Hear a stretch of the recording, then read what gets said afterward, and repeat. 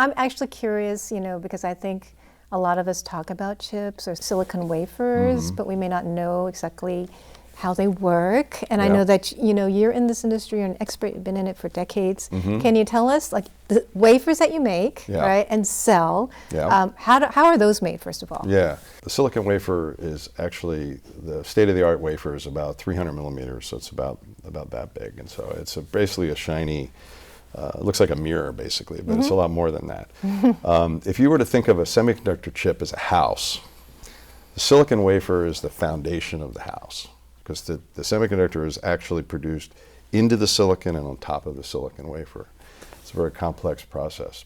On the silicon side, so there's about 60 process steps, and we take, basically we take these polysilicon rock, they look like rocks, shiny rocks, basically. We melt them down into a bowl, very high temperatures, and then we grow a crystal, actually grow a crystal out of that melt.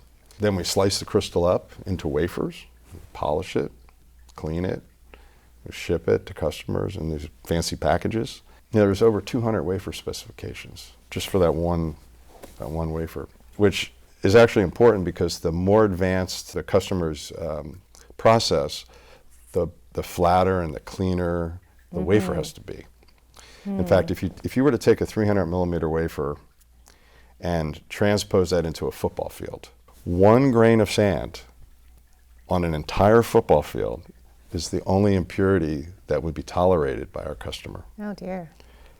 I mean, it's pure. It's pure. And there's not that many companies in the world that can do it. There's just a handful of tier 1 silicon suppliers that are actually able to produce that at that high level. So that's what you do, And that's what we do, right. Okay, exactly. So it goes from your company to, let's say, TSMC, and then what happens at TSMC? Yeah, so now what they do is even more amazing, actually. I mentioned earlier the 12 billion transistors in a little sliver of silicon. They basically take our wafers and they etch real intricate patterns on the surface of the wafer, and they form transistors. And again, these transistors have to be very, very close to each other to make that many transistors on such a small space. But it's done through a series of patterning, etching. It just keeps going for 3 months or even longer. Oh, so it takes 3 months to make a chip. Depending on the process. There's several simple chips that can be done very, very quickly, like in a week or so. Some of the more advanced chips, have hundreds and hundreds of layers of etching and patterning, and it can take 3 months, even up to 6 months, depending on the technology. And then when they're done with that process, there's a wafer. You have that wafer, and on that wafer, there's many chips. You could even have over 100 chips on one wafer, depending on the technology. Some of the really cheaper chips, you could even have thousands. Really small chips.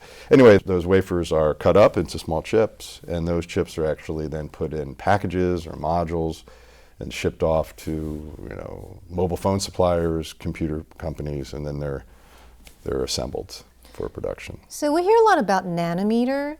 That's like how they, I guess, measure, how fine the process is. Can you explain what a nanometer is and why it's measured in nanometers? Today, the state-of-the-art companies are producing at 3 nanometer, in development at 1 and 2 nanometer. A nanometer is an incredibly small unit of measure. It's actually, you can put 1 million nanometers in 1 millimeter. So we all know how big a millimeter is, and so you can take 1 million nanometers. 1 million. It's microscopic. Completely microscopic. And another way to look at it, which I think puts it in perspective, is your fingernail grows 1 nanometer every second. That's not much. And I don't cut my nails that often, but that's pretty small. That is what makes the cell phones and the computers that we have just do such amazing things. Today, these chips have so much processing power, computing power. It would have taken a full room worth of computers 20 years ago. We can do it on one little chip. So the nanometer refers to like how fine the process is? Yeah, so it's just a way to categorize how advanced the process is. Oh, okay. But the nanometer itself is a way to think about it is the dimension of the patterning that's on the chip. Yeah. That's amazing. It gets so small. It's totally amazing. Yeah.